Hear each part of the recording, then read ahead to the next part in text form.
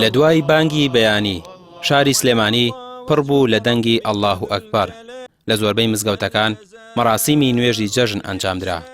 بە هۆکاری بوونی پەتای کۆرۆنا نوێژی جەژن و وتار و تەکبیرات لە حەوشەی مزگەوتەکان بەڕێوەچوو.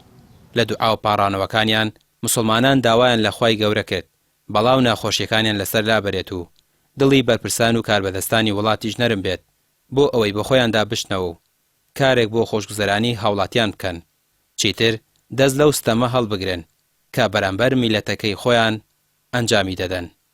سەرەتا جەژنە پیرۆزە لە هەموو مسلمانانی کوردستان و جیهانەکەم، خی گەوران بەڵام موسیبەتەی کە بەسەر عالەمی ئیسلامیە هێناوە، خی گەورە ئینشاڵڵا لەسەرمانی هەڵبگرێ و ئێمەش بگەڕێنەوە بۆ لای خی گەورە، چکۆمیکێک لەوانەی کە ئەبێتە هۆی کە نەفعی ئەم بەڵام موسیبەتە بکرێتەوەی گەڕانەوەی بۆ لای خی گەورە.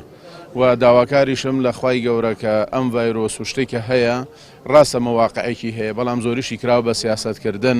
ئەمەش پێویستە هەمومان هەم خەڵکی و هەم حکومڕانەکان ئەم شێوازە تەقلیدیە خراپە بەکارنێنن بەرامبەر بە هاوڵاتیانی خۆیان، بەڵکو پێویستە بگەڕن بۆ چارەسەرەکانی. پەیامی ئێمە ئەوەیە بۆ لایەنە سیاسەکان و بۆ حکوومەت و بۆ خانەوادەکان بەڕاستیە بێ هەموو هاوکاری یەک بن. ئەگەر هاوکاری یەک نەبن ئەم وەسعەت تێ ناپەڕێ. یعنی ئەم خەڵکە زۆربەی بێکارە و زۆربەی فەقیرە. یعنی ئێستا ماڵ هەیە ئێستا جژنی بۆ نەکراوە. من داوا لە دەوڵەمەندەکانەکەم لە کەسانی بەرپرسەکەم کە هاوکاری یەکتری بین و بۆ ئەو ماڵە فەقیرانە و بۆ ئەو خەڵکە و ئەم جەژنە پیرۆزەکەین لە هەموو مسلمانان بەگشتی لە تەواوی جیهان و لە کوردستانی خۆمان بە تایبەتی. ڕاستی دەسەڵاتدارانی ئەمڕۆ بەداخەوە نەیانتوانین دڵی خەڵک خۆشکەن، نەیانتوانین جەژنەکە بە شێوەیەک ئەم خەڵکە لەگەڵەوەی کە تووشی موسیبەتی کۆرۆنا بووە، لەگەڵەوەی کە تووشی موسیبەتی نەبوونی و هەژاری بوو، نەشیانتوانین دڵی خەڵک خۆشکەن حتا لە ڕووی معنەویەوە. هیوادارین کە ئەم ساڵی شاڵە ئەم ساڵە بڕوا جارێکی کە نەیەتەوە. الله ئەکبەر. مامۆستای ئەم مزگەوتە باسی لە ئادابەکانی جەژنی قوربان کردو، وتی مسلمانان دەتوانن لە دوای نوێژی جەژنەوە دەست بکەن بە قوربانیکردن و گۆشتەکەی بەسەر هەژاراندا دابەش بکەن. تا چوارەم ڕۆژی جەژنیش دەتوانن ئەم سونەتەی پێغەمبەرمان ئیبراهیم عەلەیهی سەلام زیندوو بکەنەوە. لەگەڵ ئەوەشدا داوای لە لایەنە سیاسیەکان کرد چیری نەبنە هۆکاری برسیکردنی خەڵک و ئاوڕێک لە هەژاران بدەنەوە. کۆمەڵی ئاداب سونەتە لە جەژنا بکرێ، لەوانە پیرۆزباییکردن لە یەکتری بە بۆنەی جەژنەوە کە سەحابەی پێغەمبەر کردویانە، ماوەی قوربانیکردن دوای ئەو نوێژەکەمان کرد ڕۆشتەوە ئەنجا قوربانەکەی سەر بڕێ، یعنی کاتەکەی لە دوای ئەنجامدانی نوێژەکەەوە دەست پێەکە تا سێ ڕۆژ ئەیامە تەشریقین. ئەمڕۆ ڕۆژی جەژنە، سێ ڕۆژەکەی کەش کە پێوتی ئەیامە تەشریق تا مەغریبەکەی تا 5 دقیقە پێش مەغریبیش ئەتوانێ قوربانی بکە.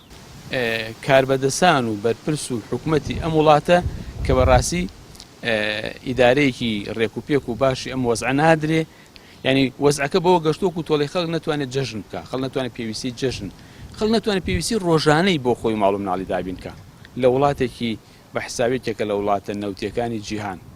یعنی ئەوە نەعەدالەتیە. بۆیە پێغەمبەری خوا لە فەرمودەیەکە فەرمێ سەڵ سەلەم یەک ڕۆژ کاربەدەسێ بەرپرسێ عادل بێ لە عیبادەتی 6 ساڵ تۆ بیکەی بینی خۆتخوا گەورەترە. چکە حاکمە عادلە شتێکی کەمیش بێ بە ڕێکوپێکی بەسەر میلەتەکەی دابەشەکە و خەم لە خەڵکەکە ئەخوا. بەڵام ئەگەر ناعادل بوو وەکو ئێستا کە زۆربەی وڵاتان و بە هەرێمی خۆشمانەوە شتێکی زۆر سەرۆت و سامانێکی زۆر هیچ ئیسفادەی لێ ناکا خەڵک هیچ خێری لێ نابینێ. کۆمەڵی خەڵکی کەم لێی سوودمەند بووە، زۆربەی میلەتیش لێ مەحروم بوو. ئەمساڵ مەراسیمەکانی جەژن و سەردانیکردن جیاوازە لە ساڵانی ڕابردوو بەهۆی بڵاوبوونەوەی پەتای کۆرۆناوە. خەڵکی بە ئاگاداریەوە سەردانی یەکدی دەکەن. لەگەڵ ئەوەشدا خەڵکێکی زۆر خۆیان ئامادە کردووە بۆ مەراسیمی قوربانیکردن و هاوکاریکردنی هەژاران و ڕازاندنەوەی سفرە و خوانەکانی جەژنیان. ڕامیار عوسمان، کەناڵی پەیام، سلێمانی.